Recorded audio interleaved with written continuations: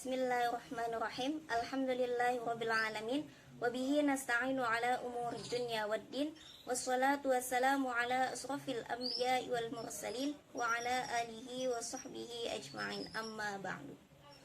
Pertama-tama, marilah kita panjatkan puji syukur kehadirat Allah Subhanahu wa taala yang telah memberikan kita nikmat sehat, nikmat iman, nikmat Islam, sehingga kita dapat membuat video ini dengan baik. Salawat dan salam semoga tetap tercurahkan kepada junjungan kita Nabi besar Muhammad sallallahu alaihi wasallam beserta para keluarganya, para sahabatnya, dan mudah-mudahan kita sebagai umatnya hingga akhir zaman. Amin ya rabbal alamin. Di sini kami akan membahas tentang kurikulum pendidikan Islam dalam perspektif hadis. Sebelum kita bahas tentang kurikulum pendidikan dalam perspektif hadis, kita harus tahu dulu apa itu kurikulum pendidikan, lalu apa tujuan dari kurikulum pendidikan itu sendiri, dan bagaimana karakteristik kurikulum pendidikan. Dalam Undang-Undang Sistem Pendidikan Nasional Nomor 20 Tahun 2003 menyatakan bahwa kurikulum merupakan seperangkat aturan atau rencana mengenai isi pembelajaran, bahan pembelajaran, dan tujuan pembelajaran, serta cara yang digunakan sebagai pedoman penyelenggaraan untuk mencapai tujuan pendidikan. Adapun kurikulum pendidikan Islam itu sendiri dikenal dengan kata manhaj, yang berarti jalan terang yang dilalui oleh seorang pendidik bersama dengan peserta didiknya untuk mengembangkan suatu pengetahuan, keterampilan, dan sikapnya. Adapun karakteristik dari kurikulum pendidikan itu sendiri yaitu sesuai dengan tingkatan pendidikan, baik dalam karakteristik, tingkat pemahaman, jenis kelamin, serta tugas masyarakat yang dirancang dalam kurikulum. Yang kedua yaitu memperhatikan tujuan-tujuan masyarakat yang realistis, menyangkut penghidupan dan keislaman yang ideal. Yang ketiga yaitu tidak bertentangan dengan konsep ajaran agama Islam, melainkan harus memahami karakteristik dan konteks ajaran agama Islam itu sendiri. Mengenai hadis-hadis yang terkait dengan kurikulum pendidikan akan dijelaskan oleh rekan saya yang bernama Rifki Zainal Abidin. Kepadanya kami persilahkan. Bismillahirrahmanirrahim. Di sini saya akan sedikit menjelaskan mengenai kurikulum dalam perspektif hadis. Dan di sini saya hanya membahas hadisnya saja, dan hadisnya saya ambil cuma ada 3 poin, yaitu yang pertama hadis mengenai pendidikan akhlak, yang kedua hadis pendidikan Al-Quran, dan yang ketiga hadis pendidikan fikih. Langsung saja ke hadis yang pertama, yaitu hadis pendidikan akhlak. Bismillahirrahmanirrahim. Hadatsana Mahmud bin Ghalan hadatsana Abu Dawud qala anba'ana Syu'bah an A'mash qala sami'tu Aba Wa'il yuhaditsu an Masruq an Abdullah bin Amr qala qala Rasulullah sallallahu alaihi wasallam khiyarukum ahasinukum akhlaqan wa lam takun Nabi sallallahu alaihi wasallam fahisan wa lam mutafahisan qala Abu Isa hadza haditsun hasan sahihun. Hadis ini diriwayatkan oleh At-Tirmizi.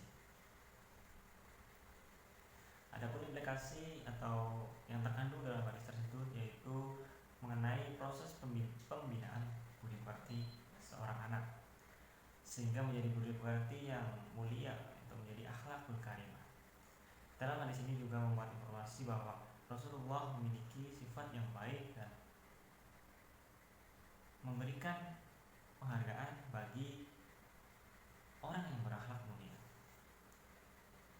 Dalam hadis ini juga kita juga harus bisa mengimplementasikannya dalam kehidupan nyata. Dan kita harus juga bisa menyampaikan kepada peserta didik bahwasanya pendidikan akhlak tidak hanya dalam ruang kelas saja, namun bisa juga diterapkan, bukan bisa juga malah harus diterapkan di lingkungan keluarga dan masyarakat lebih luasnya. Pendidikan karakter juga harus mengajarkan bagaimana menghargai dan menghargai seseorang terhadap terhadap lingkungan sekitar dan menghormati seseorang. Dalam hadis ini juga kita juga harus bisa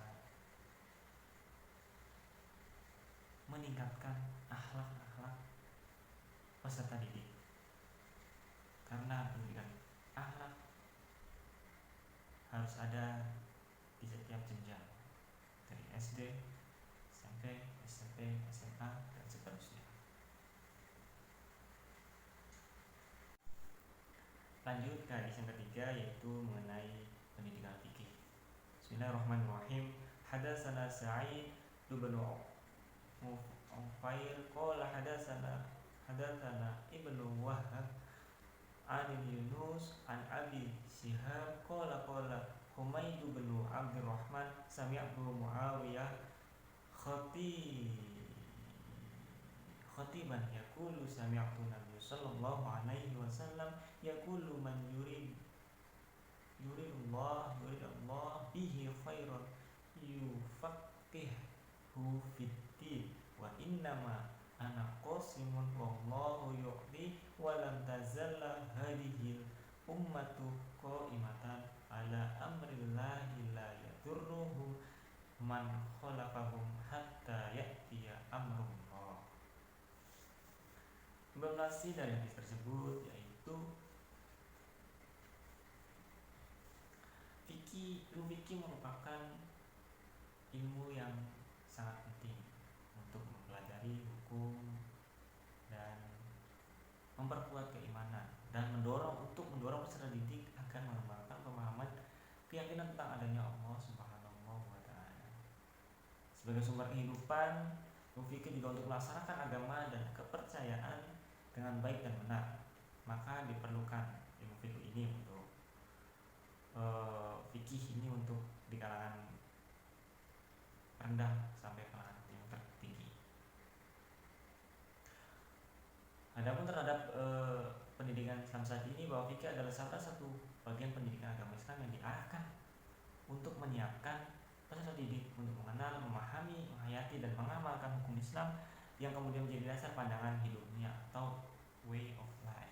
Melalui kegiatan bimbingan, pengajaran, pelatihan menggunakan pengamalan dan pembiasaan. Oleh karena itu, materi fikih yang kompleks membutuhkan waktu yang bisa diterapkan secara maksimal. Mungkin itu saja yang bisa saya sampaikan.